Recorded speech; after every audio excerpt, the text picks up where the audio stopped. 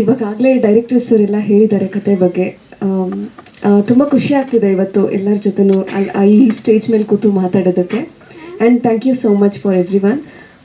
ಮತ್ತು ಇನ್ನೇನು cinema release ಆಗ್ತಾ ಇದೆ, ಎಲ್ಲರೂ ಕೂಡ ಸಪೋರ್ಟ್ ಮಾಡಿ ಅಂತ ಕೇಳ್ಕೊತೀನಿ. ಫಸ್ಟ್ ಸಿನಿಮಾ ಬಂದು ಸಿಂಧೂರ ಅಂತ ಒಂದು ಸಿನಿಮಾ ಮಾಡಿದ್ದೆ.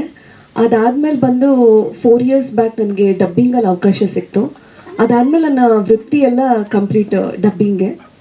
ಸೊ ಈಗ ನೆಟ್ಫ್ಲಿಕ್ಸ್ ಆ್ಯಂಡ್ ಹಾಟ್ಸ್ಟಾರಲ್ಲಿ ಬರ್ತಿರೋ ಅಂಥ ಎಷ್ಟೋ ಸಿನಿಮಾಗಳಿಗೆ ನಾನು ಧ್ವನಿ ಕೊಡ್ತಾ ಇದ್ದೀನಿ.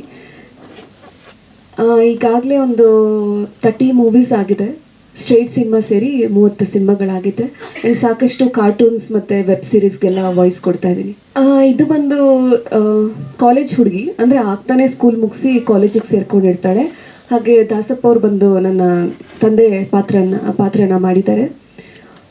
ಇದರಲ್ಲಿ ಏನು ಅಷ್ಟೊಂದು ಡ್ರಾಮ್ಯಾಟಿಕ್ ಅಂತ ಯಾವುದೂ ಇಲ್ಲ, ಅಂದರೆ ನಟನೆ ಬಂದು ಅಷ್ಟೊಂದು ಜಾಸ್ತಿ ಏನೂ ಇಲ್ಲ. ಡೈರೆಕ್ಟರ್ ಸರ್ ಫಸ್ಟೇ ಹೇಳಿದರು, ಅಂದರೆ ಇದರಲ್ಲಿ ಯಾವುದೂ ಕೂಡ ನೀವು ಆ್ಯಕ್ಟಿಂಗ್ ಅಂತ ಮಾಡೋಕ್ಕೆ ಯಾವುದಕ್ಕೂ ಹೋಗಬೇಡಿ.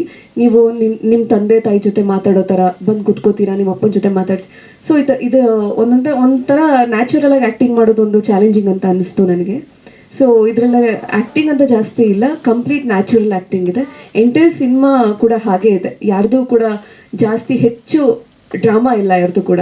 ಇವಾಗ ಯಾವುದೋ ಒಂದು ಹಳ್ಳಿಗೆ ಹೋಗ್ತೀರಾ, ಯಾರೋ ನಮ್ಮ ಜೊತೆಲೇ ಮಾತಾಡ್ತಿದ್ದಾರೆ ಅನ್ನೋ ರೀತಿ ಒಂದು ಫೀಲ್ ಸಿಗುತ್ತೆ ಎಂಟೈರ್ ಸಿನಿಮಾ ಪೂರ್ತಿ. ಎಲ್ರಿಗೂ ನಮಸ್ಕಾರ.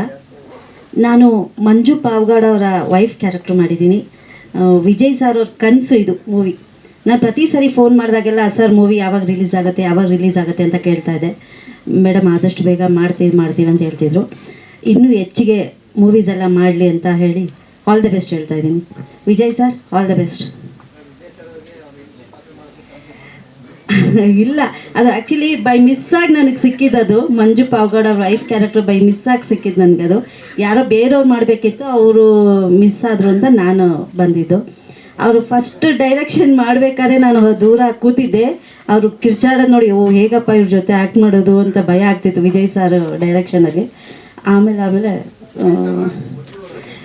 ವಿಜಯ್ ಸರ್ ಡೈರೆಕ್ಷನ್ ಅಷ್ಟು ಚೆನ್ನಾಗಿ ಸ್ಟ್ರಿಕ್ಟಾಗಿ ಮಾಡ್ತಾಯಿದ್ರು. ಮಂಜು ಸರ್ ಅವ್ರನ್ನ ಪ್ರತಿ ಸರಿನೂ ನಾನು ನೆನೆಸ್ಕೊಳ್ತೀನಿ. ಅವ್ರ ಜೊತೆ ಅಲ್ಲಿ ಶೂಟಿಂಗ್ ಮುಗಿಸ್ಕೊಂಡು ಕೂತಿದ್ದಾಗ ಮೊಬೈಲ್ ಚಾರ್ಜ್ಗೆ ಹಾಕ್ಕೊಂಡಿದ್ರು. ಯಾತನೂ ಪವರ್ ಬ್ಯಾಂಕ್ ಇಸ್ಕೊಂಡ್ರು.